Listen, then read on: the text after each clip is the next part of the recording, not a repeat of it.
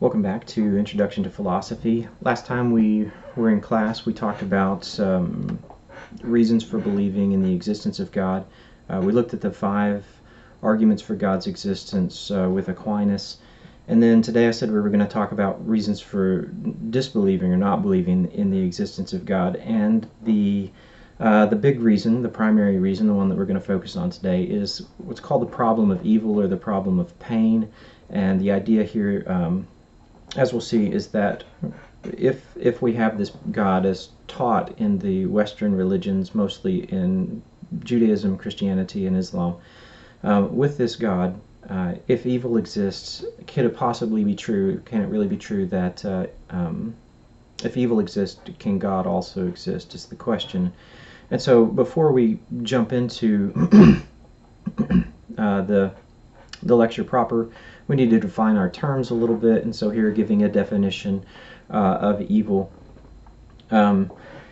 Evil is something that's not just against the moral order, but it is intentionally and willfully against that order. And remember, when we were talking about the problem, when we were talking about morality, we were talking about how something being morally wrong, that there has to be some kind of will. There has to be an intent that's behind it. Something's not morally wrong if it happens accidentally. And so here with evil, there also has to be that kind of intentionality. There has to be a will that's behind that kind of action.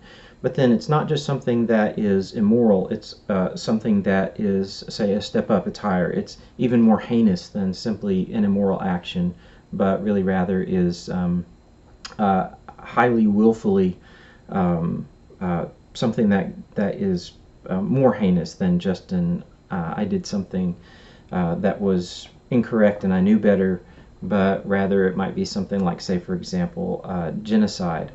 Something else about evil is that individuals who are performing evil acts don't necessarily understand themselves to be performing an evil act. And so, in fact, if you study genocide, what you'll find is that many individuals who are committing genocide don't think of what they're doing as necessarily evil. In fact, if you look at what the Nazis were doing, and you look at, if you were to interview them and talk to them, you might find that they thought they were doing something that was in fact very, very good for humanity, because they were ridding the world of Jews. And so they might have thought of what they were doing as being not only justified, but necessary and good, a benefit to humanity. So if you talk to certain individuals who are murderers, you'll find that sometimes they won't think of themselves and what they have done as necessarily being evil, but rather that it was precisely what needed to be done for whatever reason that they've got in mind. And so evil doesn't necessarily, individuals who are doing evil doesn't necessarily have to be the case that they understand themselves to be doing evil. They might understand themselves to be doing something, in fact, to be good or necessary. And so evil can often be quite sneaky. It can be something that kind of worms its way into your life, and in fact, for many individuals, you don't start out with the idea of, and I'm going over here to do some type of evil activity. Instead, what you think is, I'm going to do this, and then that leads you to the next step, and that leads you to the next step, and eventually you find yourself in a place of great evil.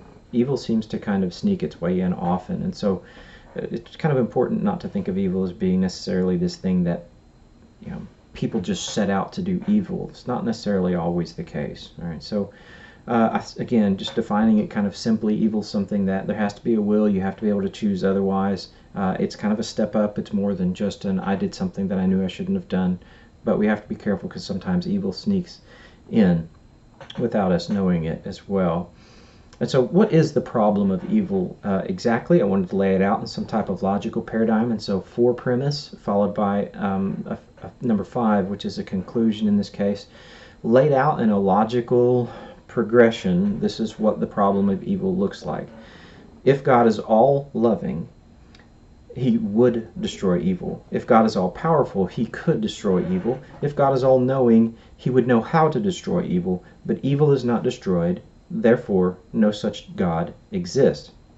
So, in the classical Jewish, Christian, Muslim tradition, we give God 3 attributes: all loving, all knowing, and all powerful. Now, if God is these 3 things, then the problem of evil is indeed a big problem. Because if God is all loving, then God does in fact love humanity, which means that God would want the best for humanity, which means that God would destroy evil because he loves us and wouldn't want evil to befall us. If God is all powerful, he would have the ability, he would have the capability of being able to destroy all evils, and therefore, would, because he's all loving. And if God's all knowing, then God knows how to do it. God knows how to destroy all evil, and set up a world where evil doesn't exist, or to change the world in such a way so that evil in fact does not exist. But since there is no such world, meaning that there is evil in this world, then therefore, according to this paradigm, no such God exists. Now, if you take any of the three out, if you take away any of those three attributes from God, so if you say, for example, God's not all loving, God's all powerful and all knowing, but God's not all loving, well, then the problem of evil goes away. Why not? Or why does it go away? Well, it's simple. God doesn't love us. Or at least God's not all loving. He's not fully and perfectly loving, which means that God doesn't, if God's not all loving, God doesn't love us perfectly, then maybe he wants to bring some evil into our lives, and maybe enjoys some of the evils that befall us. That might be one possibility, because God doesn't love us, at least not fully. And so if you take away that attribute of God being all-loving, then the problem of evil would go away. Now, put loving back in, take out all-powerful. Maybe God's not all-powerful, which would mean that God's all-loving and all-knowing, but if God's not all-powerful, if that second attribute goes away, and God's not all-powerful, then maybe God can't destroy evil. So God's all-loving, he loves us perfectly, loves us completely, and God has full knowledge, but he doesn't have the ability to remove evil from the world. And so that's something God can't do, because he lacks the ability to do it if he's not all powerful in that case. Put the second one back in, put powerful back in, take all knowing back out. And if God is all loving and all powerful, if God's not all knowing, then maybe God doesn't know how to set up a world where evil doesn't exist. And so the problem of evil would go away, if God's not all-knowing. Now, if all three of them are part of God's characteristic, if God does in fact have all three attributes, then the problem of evil is going to stand. It's going to be something that we need to talk about. But if you take any of those three things out, well, the problem is simply gone, because there's some type of limitation, or there's some type of issue where God can't, or just doesn't want to.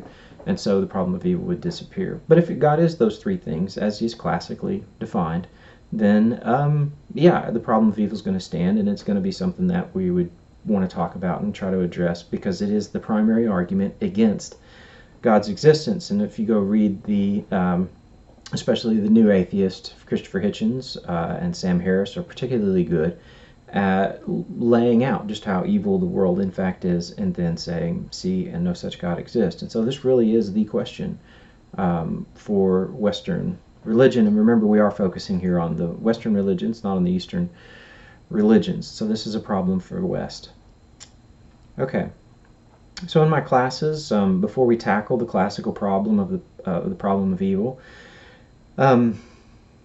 I usually try to talk to them a little bit. I'm going to do a scaled down version of this for us today, mostly because of time, but also because I don't have the same relationship with you in an online class that I've got with my students in a classroom. At this point in my class, I have stood in front of them, and we have had multiple conversations and gotten to know each other quite well.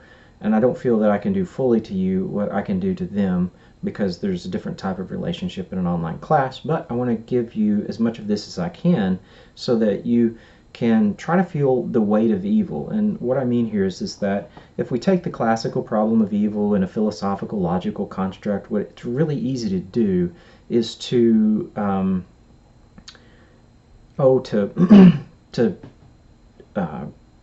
approach the problem in a philosophical way and never really fully feel the weight of the problem. And in the academic world, this is called living in an ivory tower. And the idea is that if we live in this really safe tower over here, where evil in fact is not touching us, maybe we could come up with some type of philosophical or logical reason to simply dismiss the problem in some type of philosophical jargon, where we don't actually go down and get into the dirt with the individuals who are in fact experiencing tremendous evil.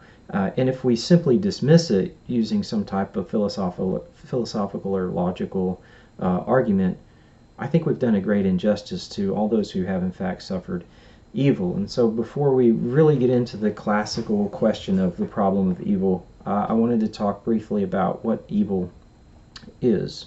So, evil is when you have a flat tire that simply ruins your day. Oh, what great darkness is this? How can God allow this to happen? Evil is having a bad hair day, or simply having nothing to wear, a restaurant that doesn't cook your food right, or your favorite team losing the game.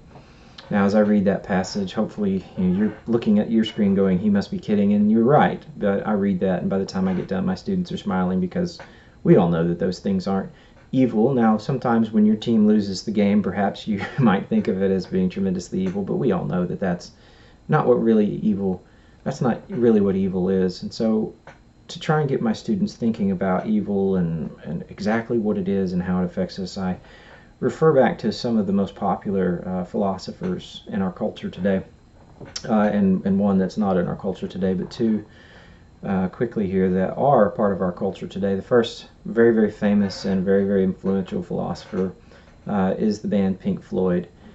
Pink Floyd has a song called Comfortably Numb, and in that song they talk about how you deal with the evil that exists in the world, and they say that you deal with the evil that exists in the world basically by taking drugs. And so that's that little phrase in there where it talks about the pinprick and just enough to get you going through the show. I read the lyrics in my classroom, but we don't have time for that here online.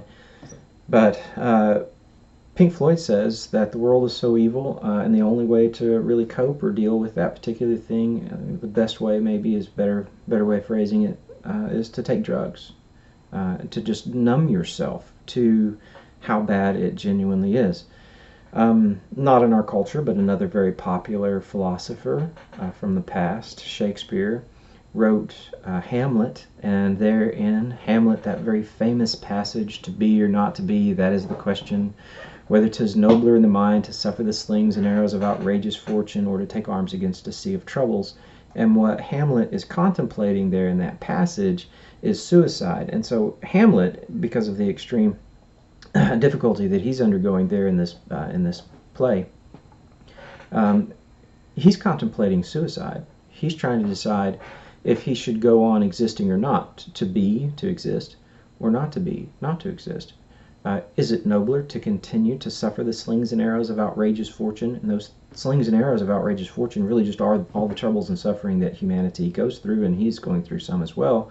Or is it more noble to take arms against a sea of trouble, and by taking those arms end it? What he means there is maybe it's more honorable and smarter and to commit suicide, just to end the slings and arrows of outrageous fortune. And so another way of dealing with evil in the world might be just to commit suicide. And indeed, as many people take the pathway of using drugs, many people also choose the pathway of committing suicide to rid themselves of the evil that has befallen them. Another popular philosopher today is the band Queen, and in their song Bohemian Rhapsody, what you find is not really a way of acting towards evil, like taking drugs or committing suicide, but instead what you find is a mentality of any way the wind blows. And so you can't do anything about the evil that comes along, and in fact you can't do anything about the evil that you do. If you remember in the song, it talks about Mama just killed a man. Well, could he have controlled the killing of this man? No, not really. Any way the wind blows, nothing really matters. Whatever happens, happens.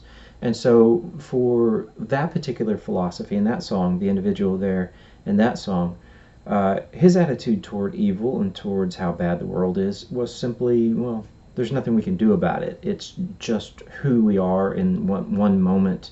And, will you let me go? Right? I mean, any way the wind blows, will you let me go? And then they, of course, in the song don't let him go, they condemn him. But at the end, even after he's being condemned, he just sings, any way the wind blows, whatever happens, happens. So what is it that's so evil, though, in the world that Pink Floyd says drugs. Hamlet's contemplating suicide. Queen is just saying any way the wind blows in that particular philosophy. What is it that's so bad? What is it that's so evil that makes these individuals look around and say, do this or have this particular attitude? There's another band called the Crash Test Dummies, and a little less, well, quite a bit less known than the others that I've discussed.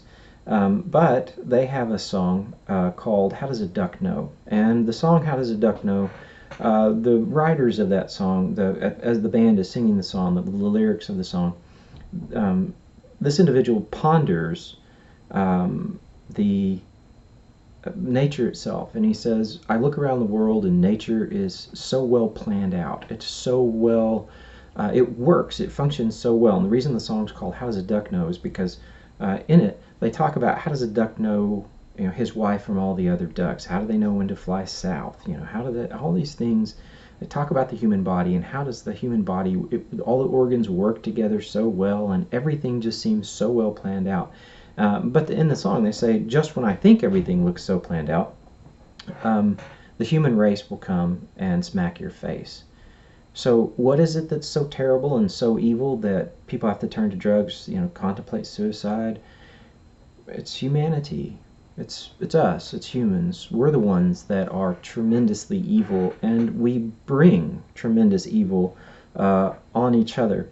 Nietzsche said that man is the cruelest animal, and he is certainly, I think he's certainly right. He's got a very, very good point there, because we have the ability not to do these things to each other, and yet we choose. We willfully and intentionally do tremendous harm and tremendous evil to each other. What exactly is it that we do? Just how evil is humanity? Well, in my class, I've got 5 or 6 pages, and I read the countries and the years to my students in the last 50 years in the 50 years following World War II, from 1945 to 2005. I have a list of all the genocide that has been committed around the world. And if you remember, 1945 was the year that World War II ends, and so this is all post-Nazis, right? And we were supposed to have ended, we're supposed to be fighting against, and we're supposed to be putting an end to, a stop to this tremendous genocide. We condemned it. We condemned it thoroughly. We condemned it and brought those Nazis on trials, brought them to trial and put them on trial. And this tremendous genocide that was committed, how well in the years after the Nazi genocide, how well has humanity done? And so I read through all of the lists and the numbers of individuals who have I read a list of all of the genocide that's been committed in the last 50 years after World War II. Now, how well are we doing? How well has humanity done since then? Have we learned any kind of lesson? And I read the years, and I read the countries, and basically in the last 50 years after World War II, 82 million people have been killed in genocides. So did we learn a lesson? Have we really changed for all our condemnation of the Nazis? Are we really have we really improved as a species? And the answer seems to be no. 82 million people in 50 years, and for different reasons. Some of it's political, some of it's religious. It just kind of depends on the country. Sometimes it's both political and religious, to be sure. But 82 million in those 50 years. This is what humanity does. We go out and we kill other people who are not like us or don't agree with us, or apparently, and that 50 years is no different than any of the other years that humanity has been on this planet. So for thousands of years we have marched all over the world and killed each other for these different reasons. This is what humanity does. This is why drugs, this is why suicide, because humanity is like this. I have a friend who went to Bangkok and worked in the red light district there with the prostitutes. And what she was trying to do is she was trying to get some of the prostitutes free of the pimps who owned them. And so some of the prostitutes that were there, they didn't choose that life. They didn't choose to become prostitutes.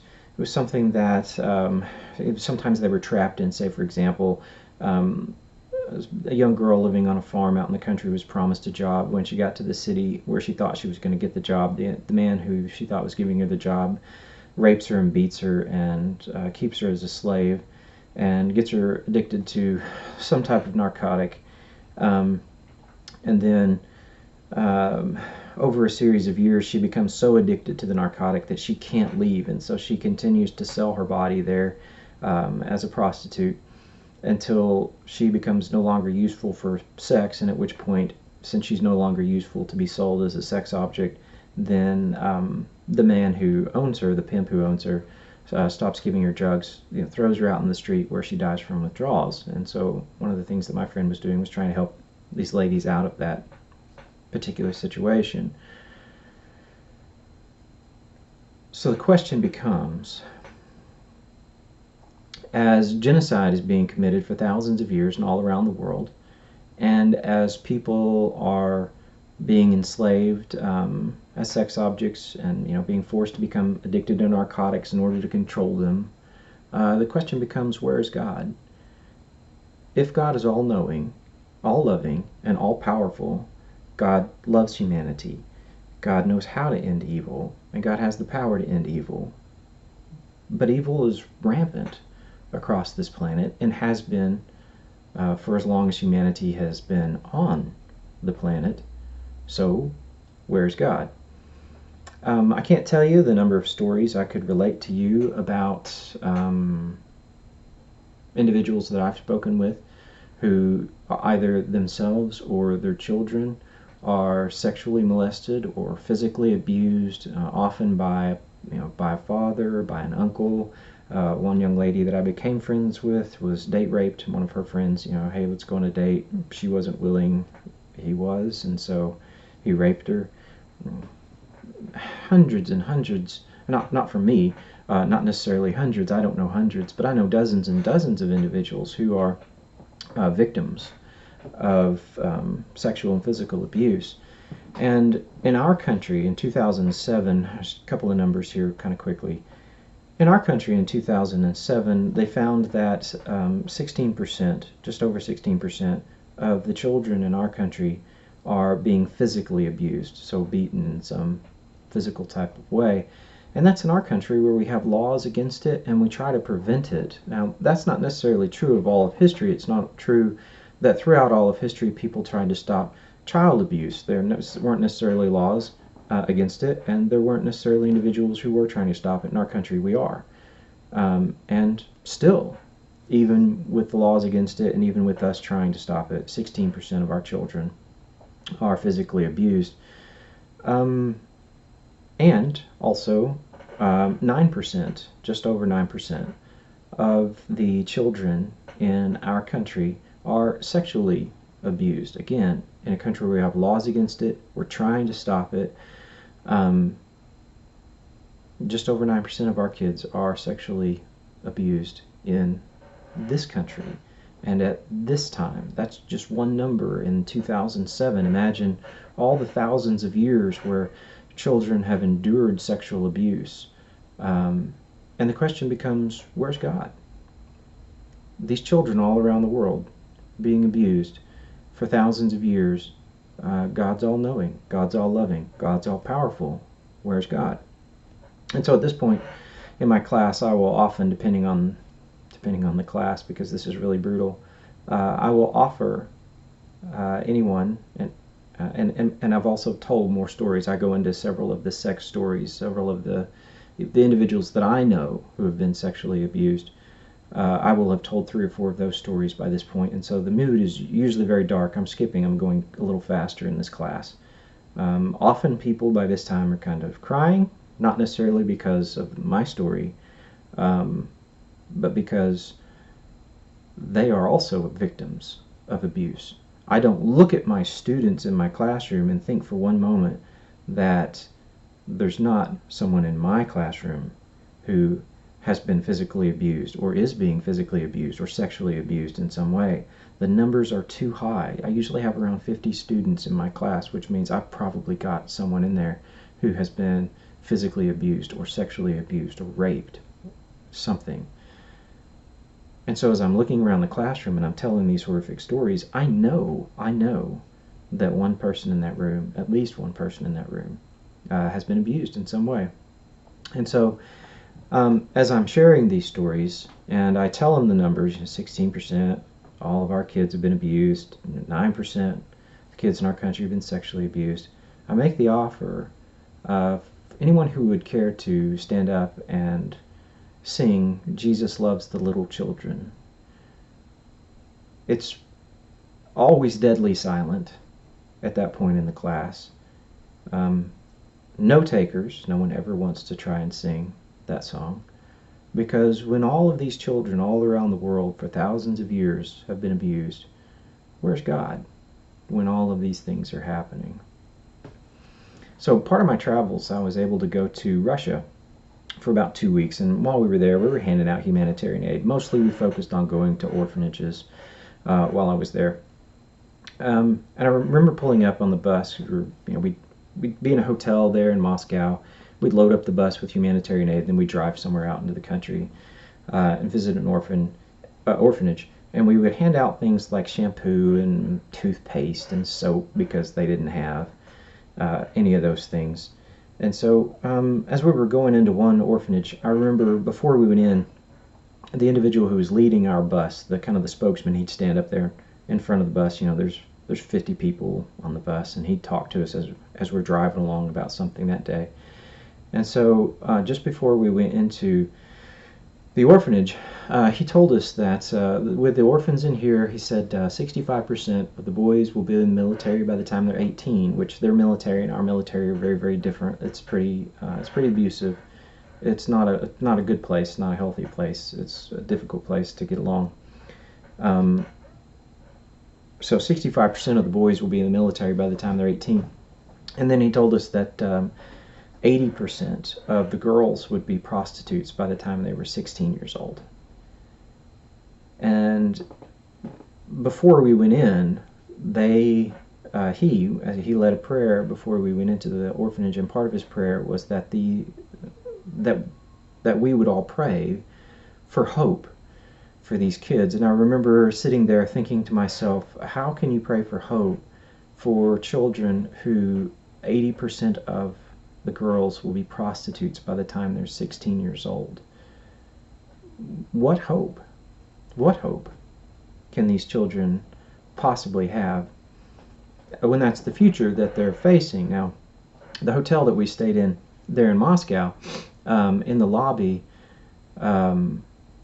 there were probably 10 to 12 girls. There's two lobbies, there were two wings, and there were 10 to 12 girls sitting in either wing every night when we'd come back in. And as we would kind of tromp back in our big group, they would look at us, wondering if any of us were going to come over and hire them for the evening, because they were just prostitutes sitting in the bar waiting for someone to come along and hire them for the night.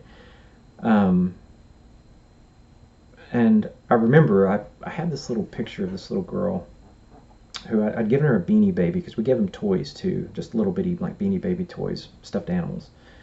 I'd given her this little red parakeet, and she was so excited, and she was such a cute little girl, and she was so happy. I mean, her face just beams. I've got a picture, and she's holding this little red parakeet. It's absolutely adorable.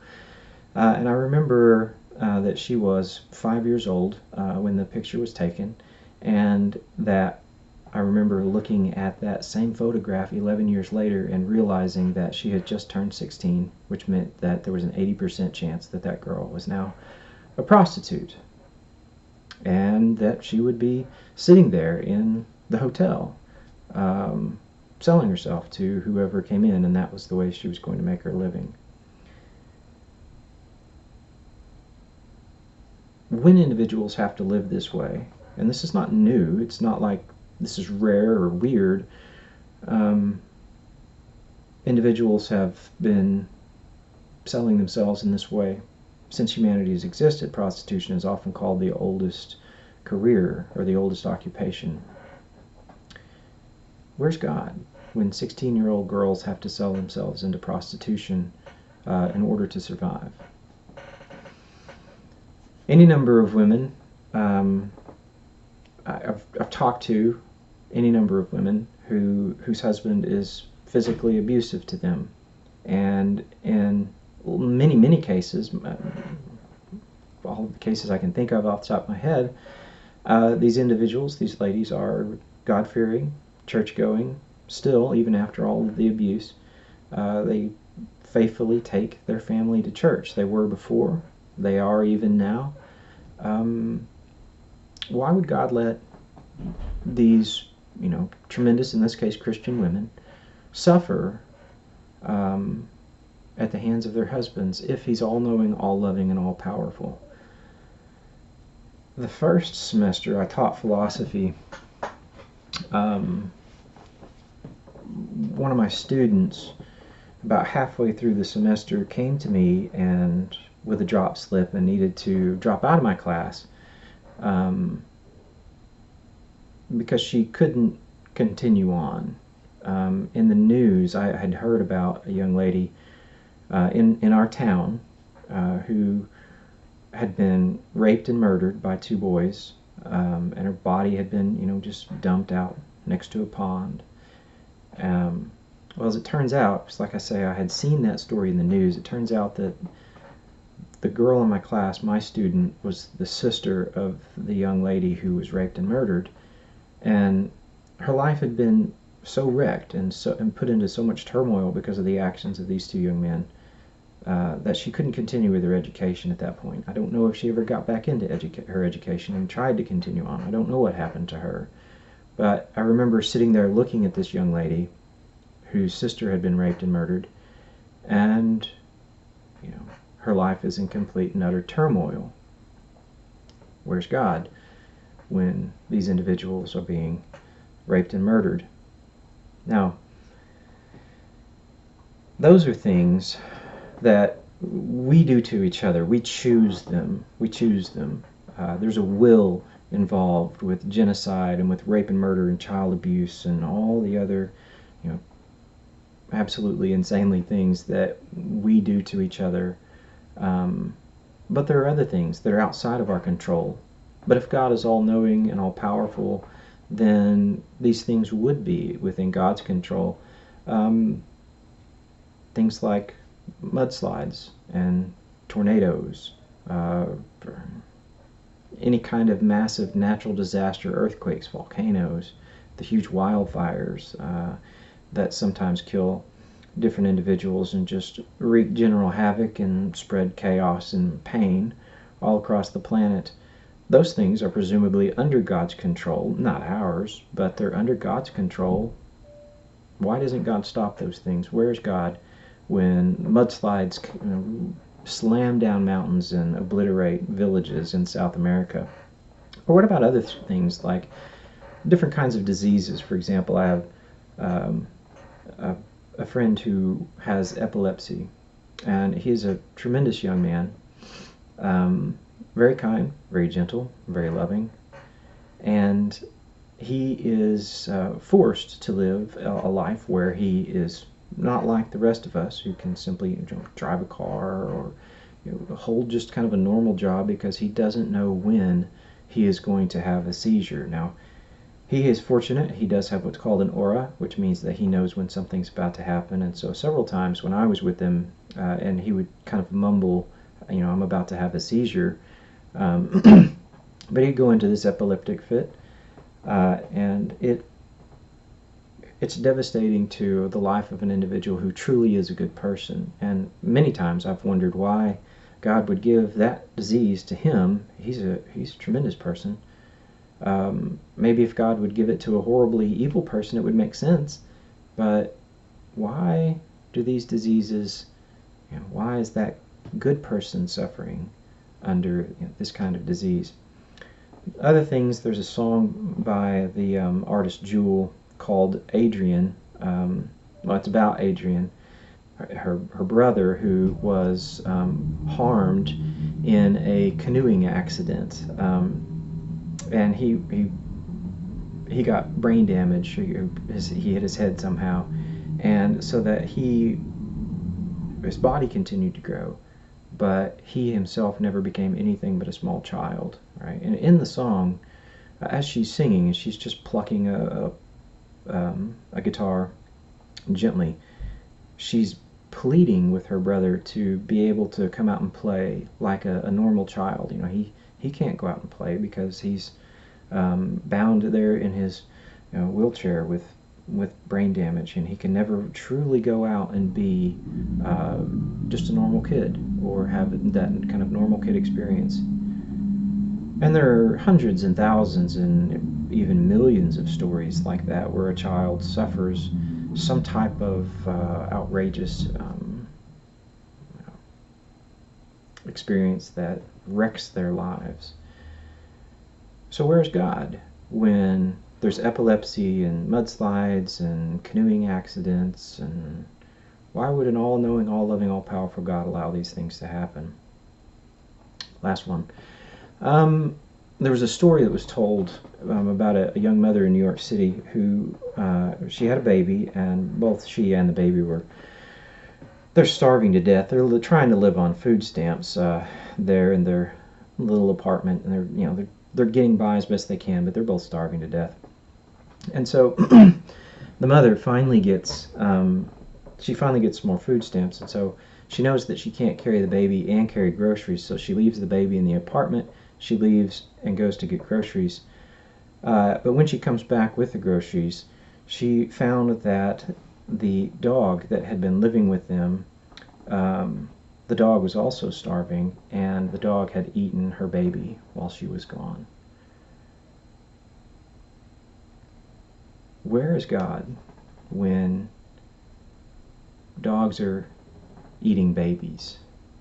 When mothers and babies are starving to death and the dogs are having to eat them?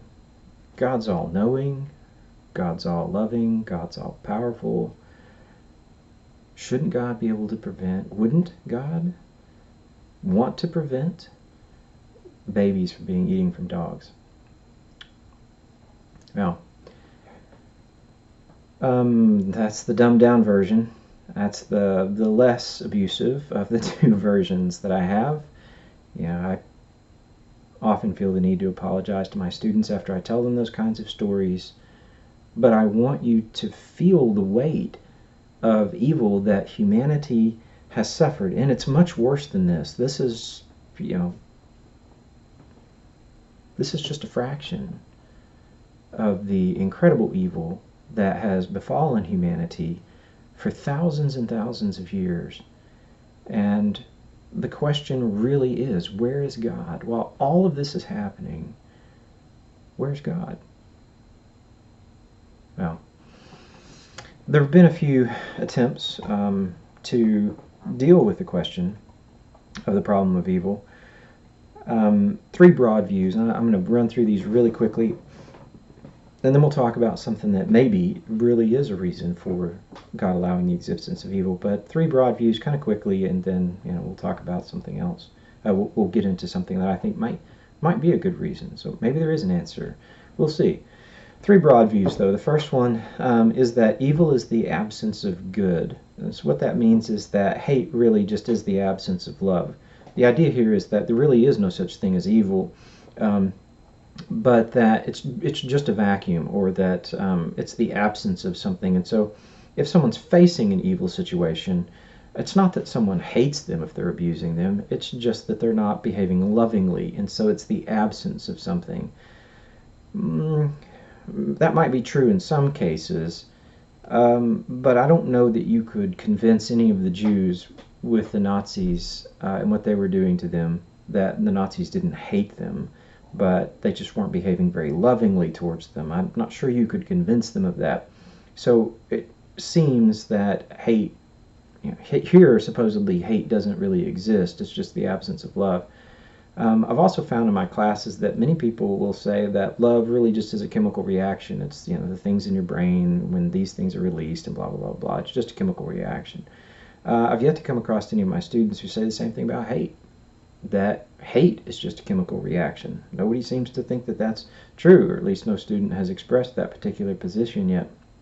So hate seems to be more real to some people than love is to some people. And so I'm not sure that you can just say evil is the absence of good, hate's just the absence of love. Seems to be a pretty good sized weakness in there. The second broad view is that evil is just part of the cosmos, meaning that it's just part of the natural makeup. And so there's nothing unusual, there's nothing supernatural about it. Really, evil is just like all the other atoms, or it's like all the other things that really do just exist. It's here. There's no satanic force. There's no demons. There's no nothing like that. It's just part of life, and that evil is just kind of part of the world that we live in. And so if that's true, then there really is no hope, because part of the hope in some of Western religion is that evil will be eradicated. And so if a particular brand of Judaism, Christianity, or Islam has some type of paradise or heaven or whatever you might call it, then there is at least that hope that there will be existence without evil. But if this is the case, if it's just part of the cosmos or whatever, there's no hope of eradicating evil here while humanity lives on this planet, because it's just part of it. You couldn't get rid of it any more than you could ban, say, hydrogen from the universe. That wouldn't be possible, because it really just is part of it.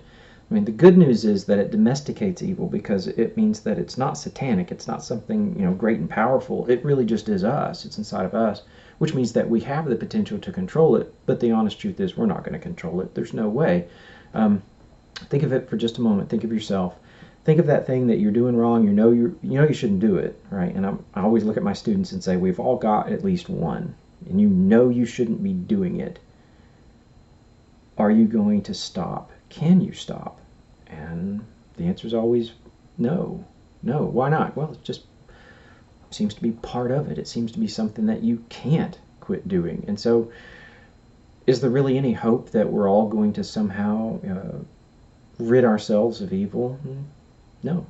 No. And so in this case, if it really just is part of the natural makeup of the universe, then there is no hope that we could ever rid ourselves of evil, and at least not in this existence, because it's just part of nature.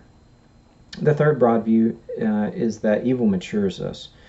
And what that means basically is that through tremendous suffering, people get stronger. And that is true. If you've ever wondered why your grandmother's one of the strongest people you know, it's because she's lived long enough and she's gone through enough stuff that she has endured. Much like an athlete that wants to get stronger, has to lift weights or run or whatever it might be. Just like that athlete trains and kind of abuses their body. They bring harm. I mean, it's not really harm. It's going to help them in the end. But they break themselves down so that when their body repairs itself, they become even stronger and they can endure even more. Well, that's the argument here with evil, is that God lets evil exist so that it can mature us in some way, that we'll get stronger by suffering more and more. And if we can bear up under it, we will come out on the other side. We'll be stronger and a better person for it. So Nietzsche says whatever doesn't kill you makes you stronger, which is not necessarily true. Sometimes it just cripples you. But according to this view, right, the idea is that if you can endure it, you will be stronger on the other side, which is true. You will be stronger. On the other hand, the weakness of this particular position is that, imagine, little Susie, who's 5 years old and she's raped and murdered. Did her experience make her stronger? Obviously not. She's dead. So, no, evil doesn't always mature us and make us stronger. And in fact, there are any number of individuals where the evil and suffering that they experience doesn't make them stronger either. Instead, what it does is it simply breaks them down, and they can't cope, and they turn to whatever way they, maybe it's drugs, maybe it's suicide. They didn't get stronger through their evil and suffering. So not everybody does. It doesn't always work that evil matures us. That's not necessarily the case. And so those are what's called three broad views of evil, and ways that people tried to deal with the problem of evil throughout the past.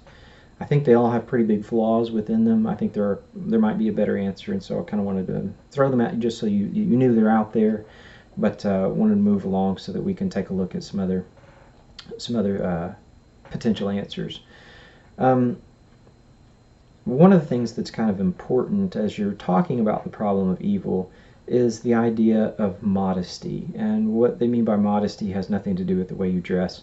In this case, what it means is that maybe we should be very careful about ourselves and what we actually know and can understand from the perspective of, if there is a deity that created all of this, and if that being is all-knowing, all-powerful, and all-loving, then maybe that individual knows more about our existence than we do. Maybe we should be a little bit modest about what it is that we can in fact know, and maybe we should be a little bit modest about what we try to tell God. Maybe we shouldn't be telling God, you should do this or you shouldn't do that. Maybe God knows something we don't, so we should have a small amount of modesty. And so one of the examples that's often given is, people sometimes say, why didn't God make babies invulnerable? Well, there are very good reasons not to do it. If you made a baby invulnerable until it's exactly 1 year old, that kind of Cinderella moment at midnight, then it's not invulnerable anymore. That's going to be bad for the baby because they need to learn, don't touch that, it's hot. Those types of things. And if they're invulnerable for a year and you say don't touch that, it's hot, they're just going to touch it. Why? Because they've been invulnerable for their whole lives. And so maybe it's a good thing that babies aren't invulnerable. Their immune system develops during those first few months of life. It's really important that their immune system does develop. If God made them invulnerable and then suddenly the clock turns off at midnight, whatever, then they're going to be beset upon by all these diseases. So we have to be careful. I mean, that's just kind of a loose example to say maybe there's good reasons for God to do what God is doing. That's at least possible. Now, what the argument here is saying is that those three things, all-knowing, all-loving, and all-powerful, they're not mutually exclusive. What that means is that even if God has all those attributes, that doesn't mean that they're mutually exclusive in the same way a square and a circle are mutually exclusive. God could be those three things and still have a reason for allowing evil to exist. That's at least possible. And it might be something that we can't possibly know about, and that's why modesty is part of it. Now, it could be that we do know about it, and there's going to be something I'm going to give in just a moment.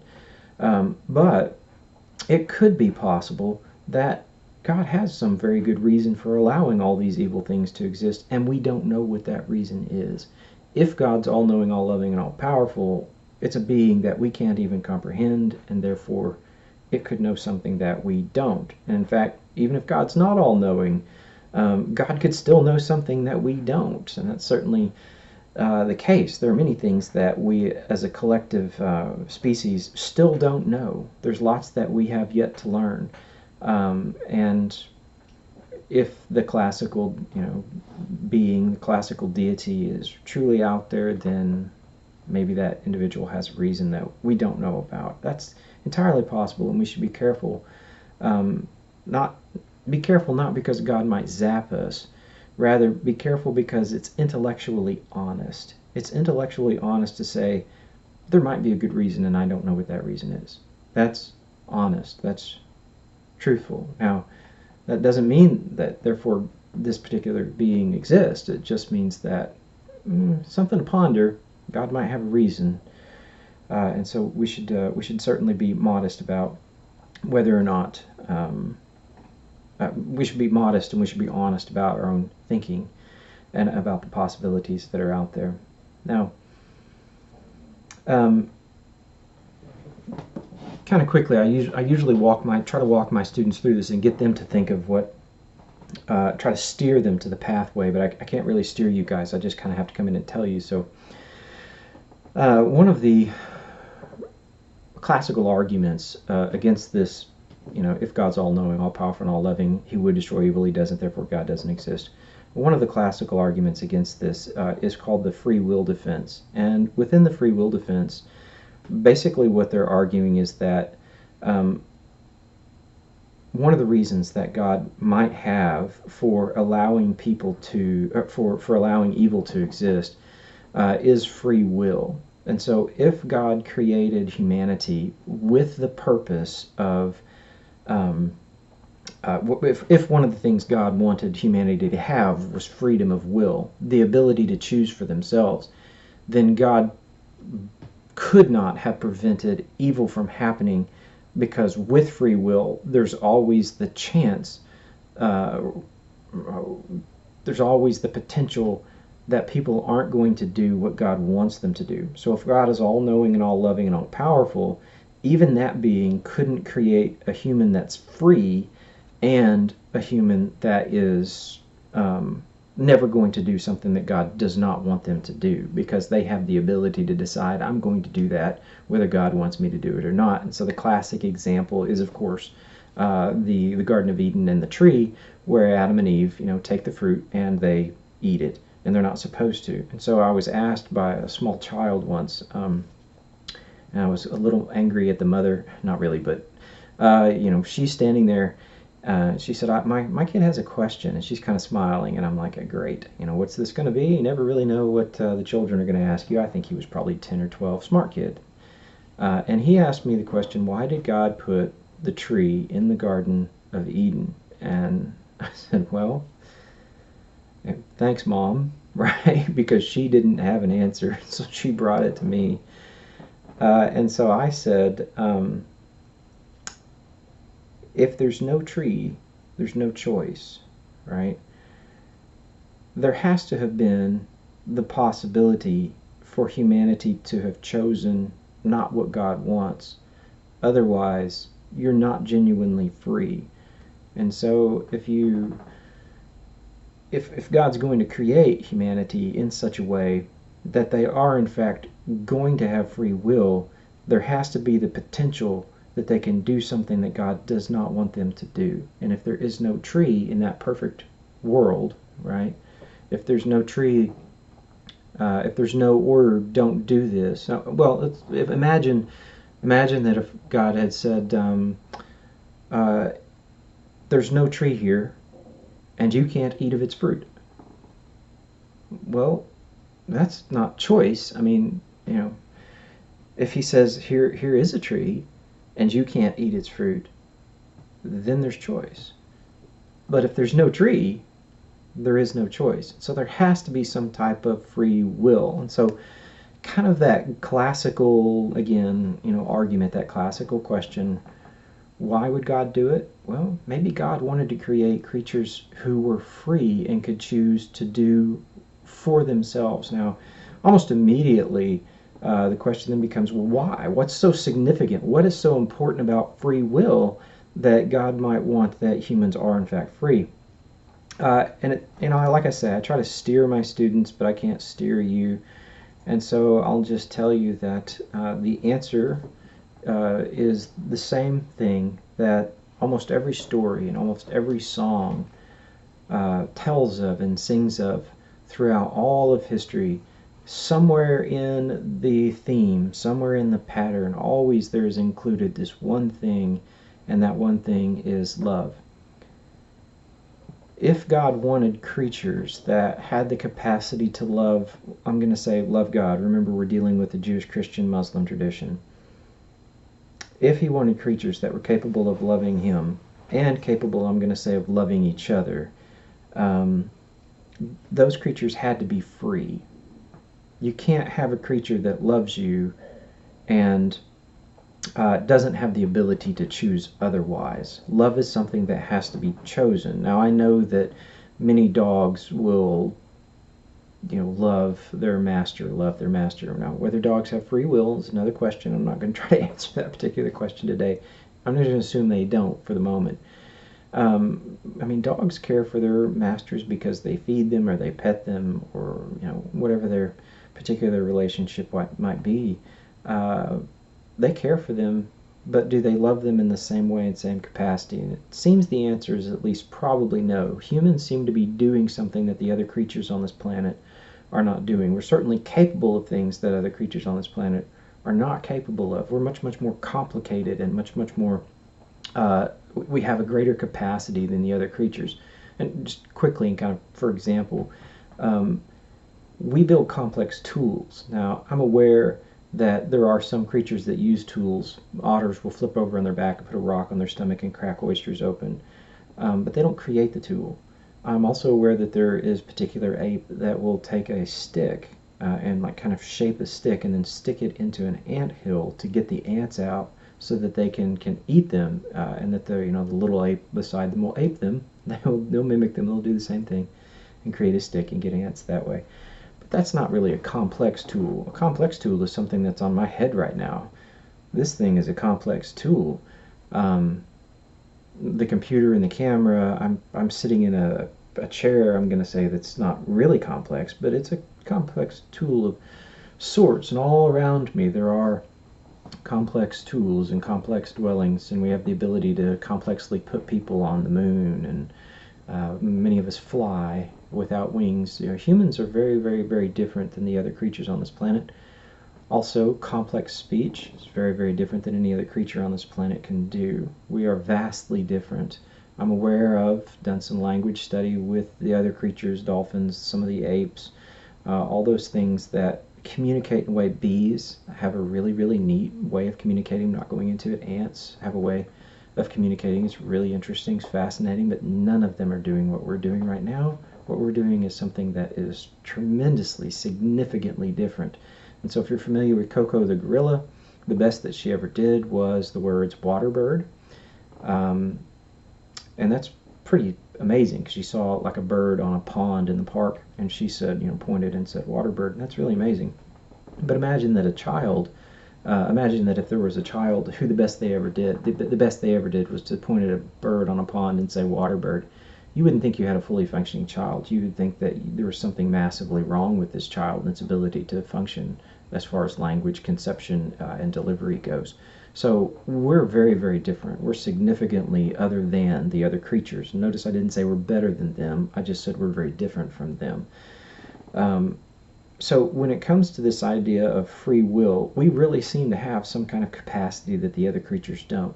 Now, if there's a deity and that being wanted that somehow we are free, we have the capacity not to be, cows or robots or zombies or anything like that, but instead we have the capacity for free will and the ability to choose, then that being would have to create an alternative. They would have to create an other. There would have to be a tree. There would have to be the ability not to choose what that being wants. If we're going to love that being and love each other, there has to be free will. We have to be able to choose to not to. You can't force someone to love you. They have to choose to love you. Now, babies, obviously, they'll make a kind of a connection with their mother, and part of it's chemical and part of it seems to be something else, and I'm not going to go into that either, but love is different. It's different when, a child is programmed to say I love you, than when someone that you meet and throughout time spending each other, throughout spending time with each other, you become connected, and then eventually you say that you love them. When you begin to love that individual, it's radically different. It's a very different thing than just what's happening even with small children. So love is much, much more of a choice. It's not something that you can force someone to do. So if you've ever seen the movie Bruce Almighty with Jim Carrey, Jim Carrey is given God's power just over Buffalo, I think was the place. And Jennifer Aniston is the main female character in the movie. And at one point, Jim Carrey, they're together. They're not married, but they've been together for a very long time. And at one point, she's had enough of him and his craziness, and she's kind of starting to leave him. And he tries to use the power that God has given him, right? God gives him all his power. He tries to use God's power to force Jennifer Aniston's character to love him, and he can't. Because you can't force someone to love you. Love isn't something that you can force someone to do. It has to be a choice. And so if God wanted creatures that were going to be able to love, God had to give them free will. And free will means that they can then behave badly, which is why evil exists. In order to have love, you also have to have the possibility of evil. That's the argument, okay? And so Whether or not you agree, whether or not you think that holds any weight, it's completely up to you. But something else to just kind of ponder, to consider. Imagine that you had the ability to rid the world of evil, but in order to do that, you also had to rid the world of love. And so that the entire planet really would just be basically, I mean, even if humans still existed, let's just say we continue to exist, but you remove from us our free will and therefore our love, and so we would be something like, let's just say, herds of cows that just kind of move around and eat and live and die, and that's it. Would you do it? If you had the ability to remove free will, remove love, and also at the same time remove evil, so that this was in fact paradise, but without love, would you take away evil and take away love? Or do you think that perhaps love is important enough and significant enough that it's worth all the evil and suffering that we've got, because love is so important and love is so powerful, that we're willing to accept the tremendous evil that I brought to you this morning? There's no way to rid the world. If you're God, and if you're all powerful, all knowing, and all loving, maybe this is the best he can do if he wants people to be free and therefore have love. Would you sacrifice? Would you take love out of the world? And if it meant taking free will, or would you take the evil out of the world if it meant taking free will and therefore taking love? Something to contemplate. The evil is overwhelming, but if you sit back and look and contemplate the incredible amounts of love and the incredible amounts of stories that we hear of individuals who, because of love, whether it be because of someone that they know in particular, or even just a general love of humanity, someone, I'm going to say like a Mother Teresa, in the sense of that she sacrificed so much of her life. Those stories of sacrifice, of self-sacrifice, even for individuals that you don't know, people risking and giving up their lives to save other people who they did not know. All of those are gone. Would you sacrifice? Would you give it up? Would you say, well, it's not worth it, so no evil, no love? I've had most of my students say, no, love is worth it. We're going to keep love even if it means we have to keep evil. Some of my students, smaller percentage, but it's significant enough that, yeah, some people say, yeah, no, I'd just do away with it all. No love, no evil, no nothing. So, I have them both ways. The majority of individuals keep free will and love, but there's certainly there is a high enough number of individuals that, yeah, some people say, no, just get rid of both. One last thing about evil is that evil can also be an argument for the existence of God. And that seems really backwards, and I remember thinking that the first time I heard it too, because here we are, evil is the best argument against the existence of God. Evil can be an argument for the existence of God, and this one's slightly tricky, and this one is very philosophically kind of laden, so bear with me here, stick with me as well.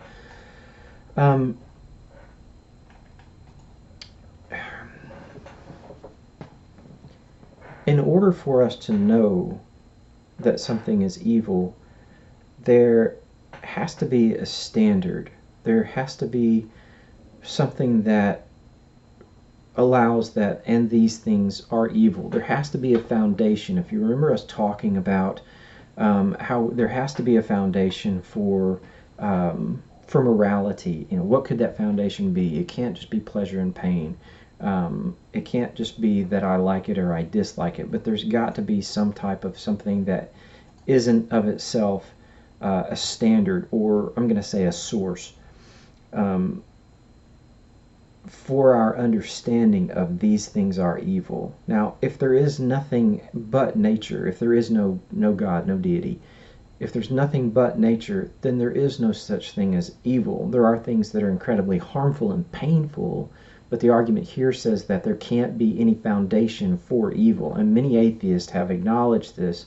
Dawkins, first of all, comes to mind. He says that morality is just something that's fobbed off on us by our genes. It's something that's meaning something that's false or fake. It's not real. It doesn't actually exist. We think it's real. And he says that, I appreciate that when somebody says love your neighbor, they think they're referring to something above and beyond themselves, but in fact, what they're referring to is purely illusory. Now, that's a very loose quote, but I'm pretty close. The point there is that morality is an illusion, Dawkins says, because there is nothing but blind natural forces. If that's the case, if there's nothing but blind natural forces, he's right. There is no such thing as evil, because there's no sound foundation. There's nothing for anyone to stand on and say, and these things really are evil. Again, it can't be pleasure and pain, because pleasure and pain, because some things that are painful are actually moral. They're good for you. You take your child to the dentist, the child experiences pain, but that's a moral thing to do. It's a good thing to do. And just because something brings pleasure, that doesn't mean that it's moral. Any number of individuals who rape are getting some type of pleasure out of it, but that doesn't mean it's the right thing or a good thing to do. And so just because it's pleasureful or painful, that you can't say it's morally right or wrong based on simple pleasure or pain. There has to be something. If evil truly does exist, that means that there is a standard or something out there that is the source of, and these things are wrong. That is the foundation of, and these things are wrong, these things are evil. Without that, you can't have, there is no such thing as evil, because nature in and of itself does not create moral goodness or moral badness. There has to be a deity. And so as Hitchens, or as a Sam Harris, is often going through their spiel, going through their discussion on how evil the world is, and so God can't possibly exist because the world is just so evil. Many of the theists that are debating them or talking to them will come back and say, how do you know those things are evil? Why are those things evil? How are they wrong? Is it really even possible that there is such a thing as wrong? And if it really just is the perception of we humans in this situation, in this moment, then that's not really something that's immoral, that's going to last, per se. So slavery used to be perceived of as something that wasn't necessarily wrong. I'm not sure that's true. I kind of think that people always kind of thought slavery was wrong. But imagine that there really was a culture where slavery was the right thing to do. Maybe, I'm certain there were individuals, if not entire cultures, who thought slavery was precisely right. Well, if there's something more to it than just that culture's opinion, then there has to be something that stands behind it or even underneath it as a foundation. And so if slavery really truly is evil, then there has to be something that is a source or a foundation that says, hey, these things are in fact wrong. They're evil. It can't just come to us through nature. It can't just come to us through society, because nature, there's no such thing. Nature doesn't create morality, and societies constantly change, which is not a foundation. It's just whatever these group of individuals happen to think.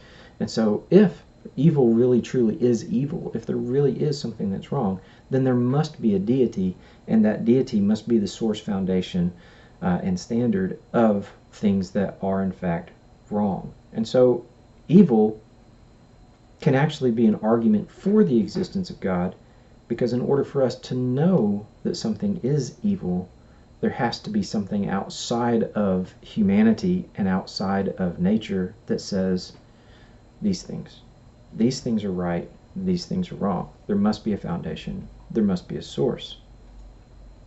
So evil can be an argument for the existence of God. Okay, I've got a couple quotes here, and then I'll end just kind of with something else. The last thing there for you just to ponder. A couple of quotes here. This is Gregory Maguire. It says that people who claim that they're evil are usually no worse than the rest of us. It's people who claim that they're good or any way better than the rest of us that you have to be wary of. And I think that's very true. I think that's very right. I think we as individuals need to be very conscious of the fact that we bring our own evil to this world. And before we point too harshly at another individual, I think it's very important that we do understand that we contribute as well. It's not as if we walk around and we bring nothing that's bad into this world. I think we need to be cautious of that. And I think that's true, that the people who say that they're better than the rest of us, those are probably the ones that, maybe they're the worst of us. I don't know. Just something to contemplate, I suppose. This is Edmund Burke. He says, the only thing necessary for the triumph of evil is for good men to do nothing. And so, yes, we all bring some amount of evil, but we all also have the ability to bring an end to some of the evil that is around us. I don't think we can eradicate it. I'm certain that I can't. Maybe you can. But I can help with some of the basic stuff that is around me. That's one thing I think that we all have in common, that we do have the ability to try to make the world a better place. It's very cliche, but you can control some of the things that are around you. At least you can control yourself. I was talking to one of my coworkers a couple days ago, and I said, I can control at least myself, at least to a degree, right? And yeah, you can't control other people, but you can at least to a degree control yourself. The world, this is Albert Einstein, the world is a dangerous place to live, not because of the people who are evil, but because of the people who don't do anything about it. Again, we do have the ability to at least try to lessen the evil that is in the world around us. And then finally here, I can't even pronounce this fellow's name. I'm pretty sure he's Russian. It's Alexander Schlaffenstein or something like that. This is a good quote, though. If only it were so simple. If only there were evil people somewhere insidiously committing evil deeds, and it were necessary only to separate them from the rest of us and destroy them. But the line dividing good and evil cuts through the heart of every human being, and who is willing to destroy a piece of his own heart? All of us have a bit of evil. If we're going to destroy evil, it means that we would even have to destroy ourselves, because we've all got a small amount at least. Some of us have larger amounts, obviously. But the first part of that is really, really telling as well. If only it were so simple and we could just divide the evil men from the good men. And I always think of those old westerns where the good guy always wore a white hat and the bad guy always wore a black hat.